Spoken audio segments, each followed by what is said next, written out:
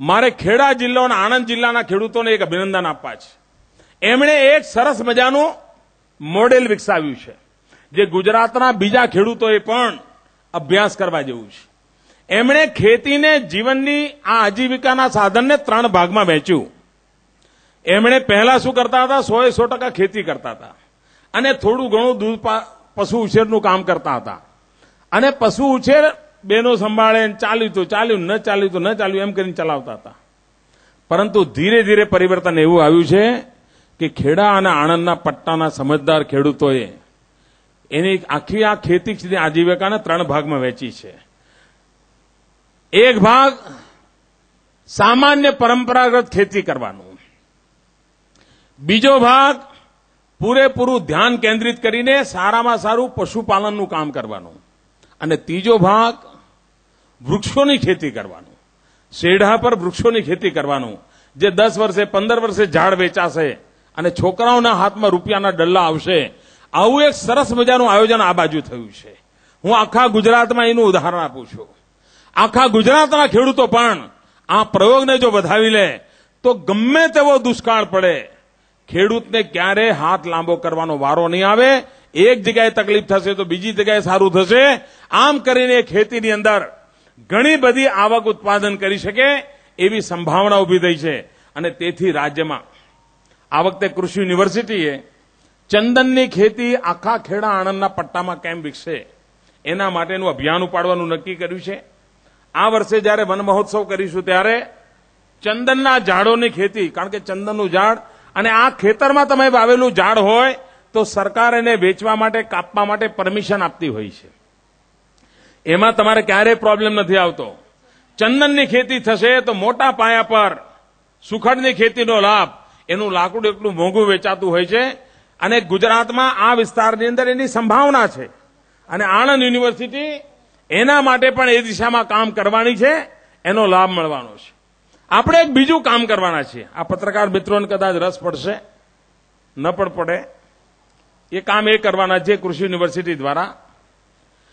સામાન્ય રીતે પત્રકારિતા જગત પણ હવે જુદા જુદા વિષયોમાં માસ્ટરી સાથે કામ કરી રહ્યું છે. અમુક પત્રકારો ખેલકૂદના કામમાં ગળાડૂબ હોય ને એમાં નિપુણ હોય છે. અમુક પત્રકારો આર્થિક વ્યવહારો બાબતમાં નિપુણ હોય છે. એમને ખબર હોય છે કે શેર બજારમાં વધઘટ કેમ થઈ રહી છે, ફલાણો નિર્ણય થયો તો માર્કેટ પર શું અસર થશે, બજાર કેવી રીતે તૂટશે, બજાર એનો પૂરો અભ્યાસ હોય છે, એમને ખબર પડતી હોય છે. સમયની માંગ છે કે ખેતી ક્ષેત્રે પણ પત્રકારિતાનું નિર્માણ થાય. અને તેથી આણંદ યુનિવર્સિટીમાં લોંગ ડિસ્ટન્સ એજ્યુકેશનની પદ્ધતિ અપનાવીને આવનારા દિવસોમાં એગ્રો જર્નાલિઝમ ક્ષેત્રે માનવ સંસાધન નિર્માણ કરવાનું એક મોટું કામ, જેથી કરીને ગુજરાતની કૃષિની વાત અને દુનિયામાં થતી કૃષિની વાત પ્રચાર માધ્યમો દ્વારા ખેડૂતો જાણતા થાય, ખેડૂતોને એના જ્ઞાનનો લાભ મળે, એ દિશામાં આપણે કામ કરવાના છીએ. આજે કેટલીક જાહેરાતો મને કરવાનું ઉચિત લાગે છે, હું ભૂલી ન જઉં પાછો.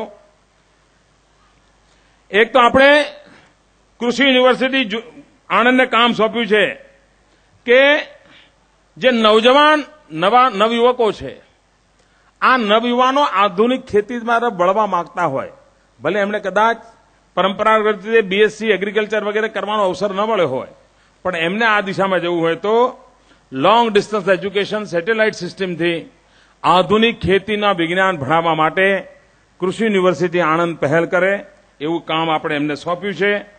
અને એમાં જે મેં કેટલાક વિષયો કહે છે, એક એગ્રો જર્નાલિઝમની વાત કહી છે, એક એગ્રો માર્કેટિંગની વાત કરી છે, અને એગ્રીકલ્ચર ઇન્સ્યોરન્સના પણ જે પ્રશ્નો છે, આવા વિષયો ભણાવીને ત્યાંનો સામાન્ય નાગરિક તૈયાર થાય, જેથી કરીને ખેડૂતને પૂરક બને, આવી એક કામગીરી એગ્રીકલ્ચર યુનિવર્સિટી આણંદ દ્વારા કરવાનો વિચાર આપણે કરી રહ્યા છીએ. એ જ રીતે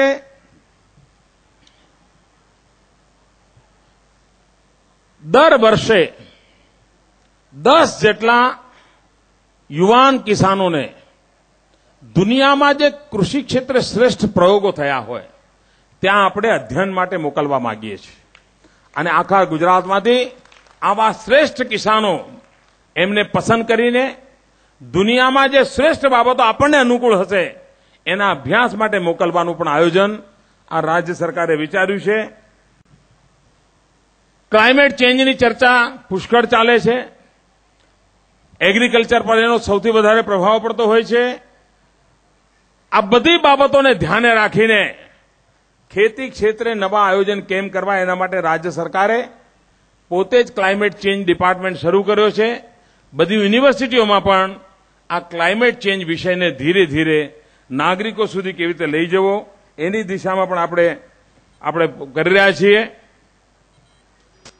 પાકની અંદર રોગજન્ય પાક સંરક્ષણ આના માટે મોબાઈલ ફોન દ્વારા ખેડૂતને કેવી રીતે માર્ગદર્શન મળે, એસએમએસ પદ્ધતિથી કેવી રીતે માર્ગદર્શન મળે, આવો ટેકનોલોજીનો ઉપયોગ સામાન્યમાં સામાન્ય ખેડૂત અને યુનિવર્સિટી કે જેના કારણે નાનો મોટો રોગ આવતો જ દબાવી દેવાય, એનો સાચો ઉપચાર થાય, એના માટેનું એક માળખું ઊભું કરવાની દિશામાં આ રાજ્ય સરકારે એક પ્રોજેક્ટ શરૂ કરવાનું નક્કી કર્યું છે. અને મોબાઈલ ફોનથી આ સેવાની નેટવર્ક આપણે ઊભું કરવા માંગીએ છીએ, એ ઊભું થશે. આપણા ત્યાં મહેમદાવાદ નજીકમાં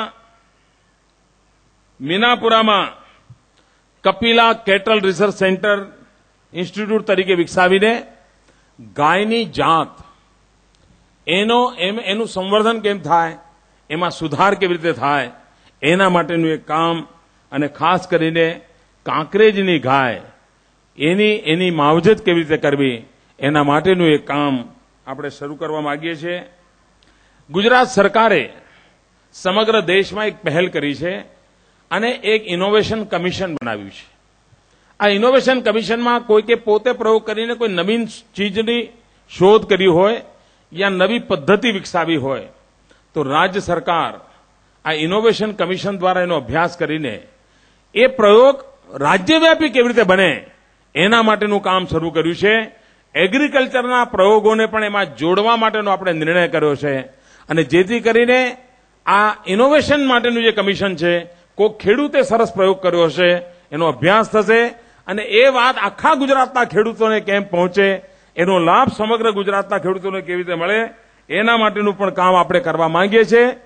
ખેડૂત મિત્રો, આ કૃષિ મહોત્સવ સાચ અર્થમાં જ્ઞાનને ખેતર સુધી એનું અવતરણ થાય એના માટેનું એક ભગીરથ કામ છે. જેમ ગંગા અવતરણે હિન્દુસ્તાનના જીવનને એક જબરજસ્ત મોટી તાકાત આપી હતી, એમ આ કૃષિ જ્ઞાન અવતરણ ભારતના આવનારા કૃષિ જગતને ખૂબ મોટો લાભ આપનારું બની રહેવાનું છે. એવા વિશ્વાસ સાથે આ કૃષિ મહોત્સવને આપણે ચલાવી રહ્યા છીએ. ભારત સરકાર પણ આનો અભ્યાસ કરી રહી છે.